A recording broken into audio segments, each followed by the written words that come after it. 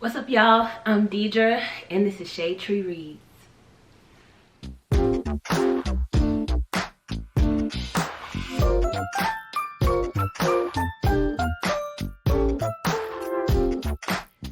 So I am going to go ahead and wrap up the month of September. I had been doing quarterly wrap-ups, but I just have so much reading planned and have been doing so much since the last time we talked about this, which was maybe like a month ago, maybe like the end of September.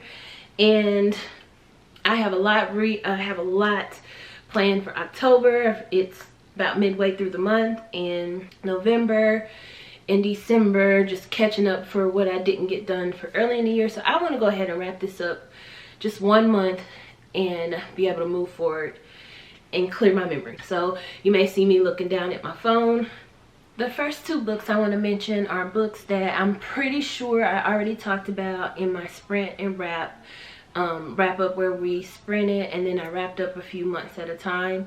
I'll put that in the cards, but it's like 5 hours long. I don't expect anybody to rewatch that or watch it on the replay, but you can just fast forward through all the sprints to see what I felt about the books that I read between March and like August, through the end of August up until these books. Anyway, so those 2 books are The Honeys by Ryan LaSala and Savvy Sheldon Feels Good as Hell by Taj McCoy.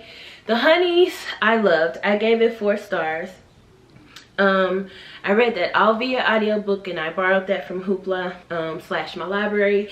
And it was just a cool experience, because I also started reading The Undead Truth of Us, which at this point, if I'm being honest, I still haven't finished. But I plan to. I'm going to read it as soon as I finish filming this video. But it was cool that I read them side by side, because they have very similar themes, especially in the beginning. But the closest thing that I can compare The Honeys to is what I know. I haven't read it, haven't seen it, but what I know about Midsummer, or Midsummer Night's Dream, the movie in particular. So it's very dreamy, it's very trippy, it's very atmospheric. The audiobook has sound effects. It has the sounds of bees buzzing. It has the sounds of wind chimes and echoes and screams and things like that. So if you like that, I say 100% go for the audiobook. But if you don't like that, I say read it physically. I gave that 4 stars. I'm not sure if I already said that. And I finished that one on like the 2nd or 3rd of September. I read but didn't really like Savvy Sheldon Feels Good as Hell. I gave it 3.5 stars. And what I didn't like about it was that we have the revenge body trope, and then we have a plus size girl that has always been plus size, just very insecure about her body and just in general about her physical appearance. And I mean, while I know that people like that exist, I just don't buy it as much as we have to read it in these books. And the idea of a revenge body from somebody who already is insecure just doesn't feel like a good idea. So that was my problems, or those were my problems with Savvy Sheldon. But I liked everything else about it. I liked following her to work. I liked following her in the kitchen. I liked her friend group. I liked her love interest friend group. I like her tennis instructor, tennis coach, or whatever she was. So yeah, I mean, it could have been improved, but I just wish I wish there was a different plot device. I don't know, because in the beginning she gets broken up with because basically her body isn't what the guy would like, even though that's the way she looked in the beginning, and she was too busy. And really, I just think he was jealous of her success. But you know, that's fine. I just get tired of reading about about insecure plus size main characters. I just wish there was more of a balance and a mixture of confidence, at least outwardly in public. Maybe not, maybe they cry about when they get home, or have some insecurities, but not just overall.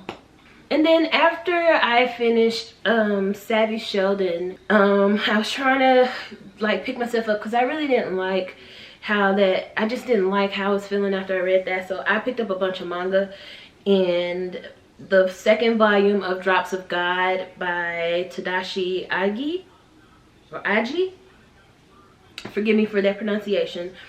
I gave that 4 stars. And this one is about, what is the main character's name? Okay, his name is Shizuku, I think is how you pronounce his name. He is the heir to a wine sommelier legacy, essentially. His father is this renowned wine critic who has recently passed away, and he has left sort of a challenge for him and anybody who can well, not anybody, this other person, kind of a competitor, can find and name the 12 drops of God. And the second volume, we follow Shizuku sort of getting his feet wet and really like rising to the occasion of, at first he was more of a beer guy. He didn't want to follow in his father's footsteps, but he realizes that he had learned a lot of stuff from his father, whether he wanted to or not, and he can be useful in this industry. So he is really ready for the challenge now in the second volume, and we follow along with some of the challenges that he faces in the second one. My only thing, I'm not 100%, I don't love the art in Drops of God, and so that does sort of affect my enjoyment a little bit, and that's fine. I don't have to love every single art or illustration that I come across, but it is important for my graphic content that I like it. There are some things that, some things that the writing just can't overcome for the art, but this is not the case. I still gave it 4 stars.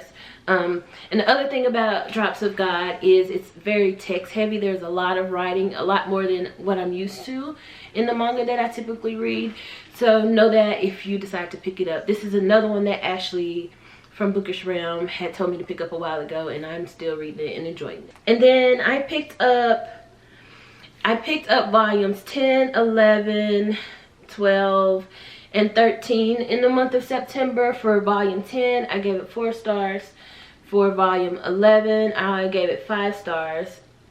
And then I gave it 4 stars for volume 12 and 4 stars for volume 13.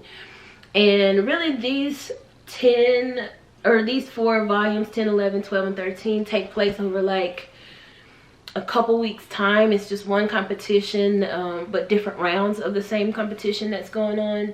And one thing I do like about Food Wars is that Soma does not come out on top every time he's up in a competition. I do like that. Sometimes we get kind of like victory fatigue sometimes in some of these manga, where the good guy or the main character will win over and over, and it's like, dang, it's like, why are we still here? But in this case, he doesn't always win, and when he doesn't win especially, he usually learns something that he utilizes later on in a volume, either against that same person, or in a group challenge type of situation. So I do enjoy that series still, and I haven't read any further than volume 13 at this point.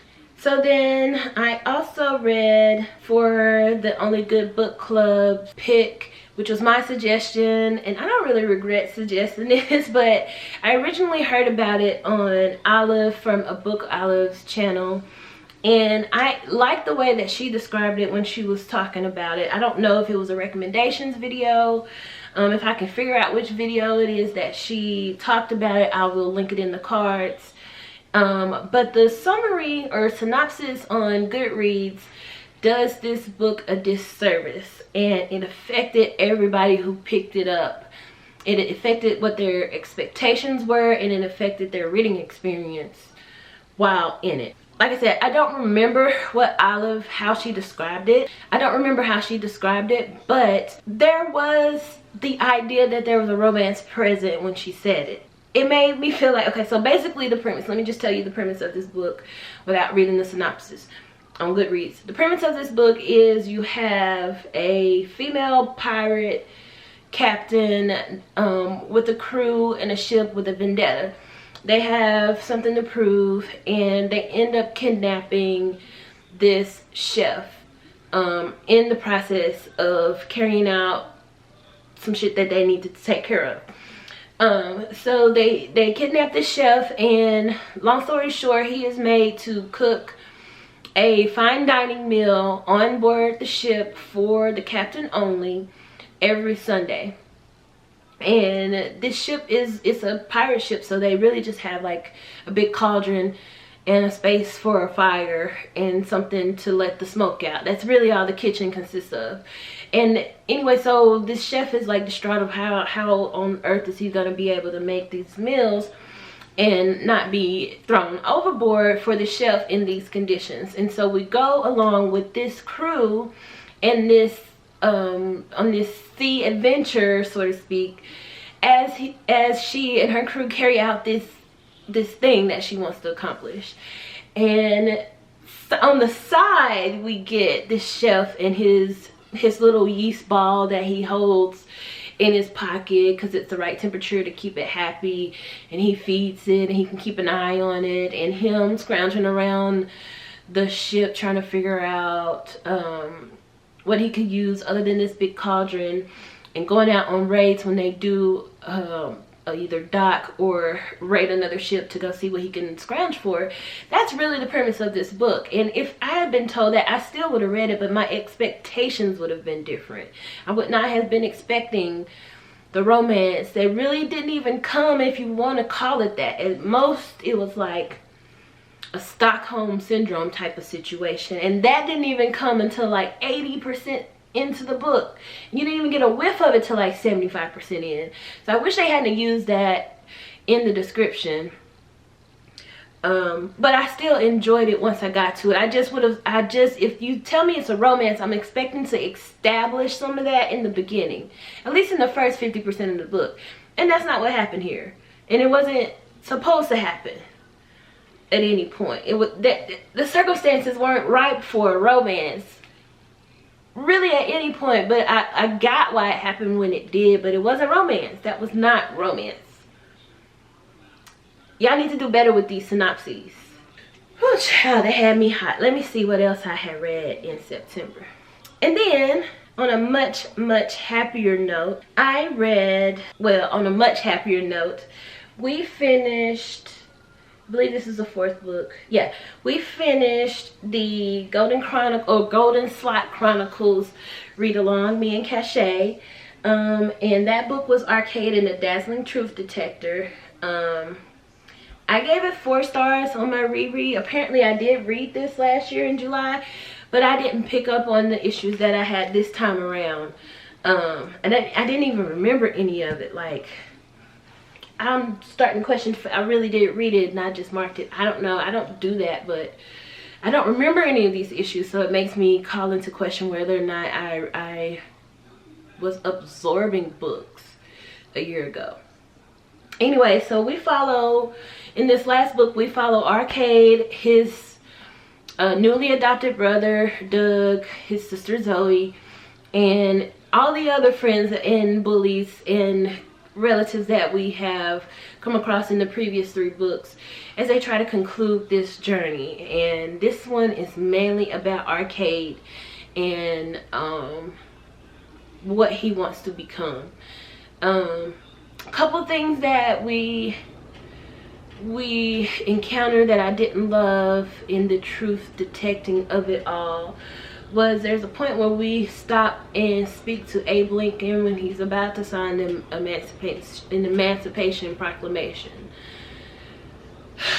And we do this in order to illustrate, in an effort to illustrate how to do the right thing when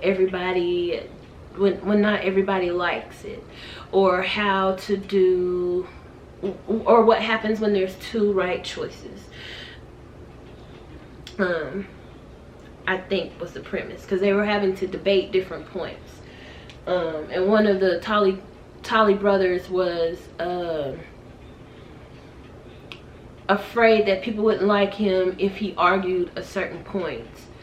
I mean, a certain side of the debate. And so we visit Abe Lincoln, and we're talking about the Civil War in an effort to illustrate that point. I thought there was a choice that was made that didn't need to be made, and it greatly affected my enjoyment of this book. Not the whole series, because I definitely recommend the first 3 books.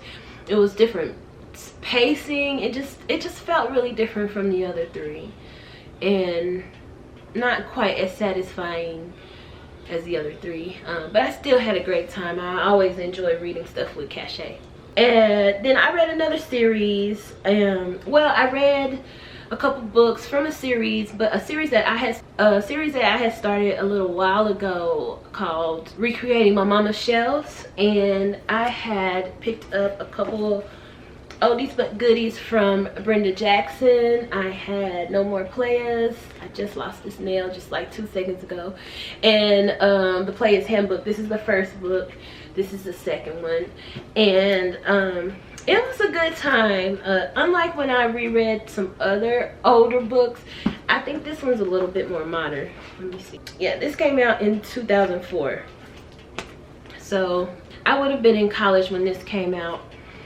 And probably read it like when I came home on a break or something. This wasn't one that I snuck and read under the covers. But I had a great time. I love it when we're following a big group of friends, like a group of female friends and a group of male friends, and they all start to kind of like couple off. I'm pretty sure I've said that before in one of my videos, but that's what happens in these 2. There is a main couple, but we follow the guy that writes the Player's Handbook and his relationship with somebody who has an opposite standpoint, and we get to him having a revelation in the second book, and then they all have or the 2 of them have a group of friends, and they start coupling off amongst each other. If not amongst each other, then they meet each other and they become friends. And I really like when that happens in romance books. So I had a good time. I gave the Player's Handbook 4 stars and No More Players 3.5 stars. Let me see. Oh, the reason why I gave No More Players 3.5 stars and rounded up was because we didn't get as much time with each of the couples as we did in the first book, so I had to use my imagination a little bit to fill in the gaps there. And then to end this video with a discussion slash, not necessarily on the best note, but I didn't get to talk about this book yet because me and Bree had like a scheduling she had a scheduling conflict, and then I didn't realize that I couldn't start the live. Anyways, we didn't get to talk about it. And anyways, so Dead and Gone is the 9th book in the Sookie Stackhouse series. We were supposed to talk about this at the end of September on her channel, but what we're going to do is we're going to talk about it when we sprint for the 10th book. But I'm going to talk about it right now because a lot of stuff went down. We have a few deaths. We have a fairy war. We have it starts out with somebody getting crucified in the first couple paragraphs, and then it ends with a favorite character, like one of the good people, dying in the fairy war. And then we have the supernatural, like werewolves coming out. Not werewolves, but the were and the shifter community coming out like the vampires did her. So regular normal humans know that weres and shifters exist now. And then we got to see Tara for a hot second. She's doing okay. The older black lady that's living with Sookie, she reunites with her brother at the end of the book, and she may not be living with Sookie for very much longer. A lot of stuff goes down in this 9th book. It's not, again, not the best book. I did give it 3 stars. It's not like I rounded up. I think I just gave it a solid 3 stars. But I didn't write a review because I thought we were going to be talking about it. Anyways, it was one of the more action-packed books with a least not as much offensive stuff going on, but it also was still a Sookie book, and I'm excited to be almost done. I'm more than halfway. We are more than halfway done with this whole read along. At this point, we're on book 10. That'll be at the last week of October, not last full week, not that half week. But anyways, that is all the books. Oh, those are all the books that I read in September. Thank you for going on this journey with me. I like to just read and talk about the books that I've read, and I will be catching y'all up on my Black Halloween-a-thon and my Black SF-a-thon TBRs and videos. Let me show you where I am at so far. Obviously, not obviously, but Black SF-a-thon is over by now, and I only got one book read by the time it was over, but I have a couple more weeks left in Black Halloween-a-thon. This is where I'm at now with my TBR.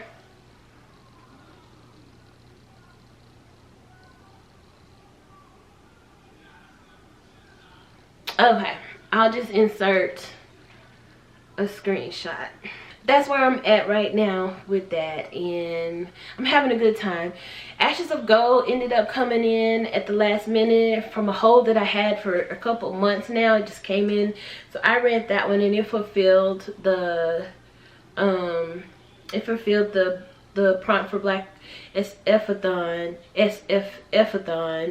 with the rocks or gems, because there's onyx and lead and a mountain. There's all of that's involved, but I still plan to read the rest of the books that I had on my TBR by the end of this month. Thank y'all for watching. We'll see you in my next video. Bye, y'all.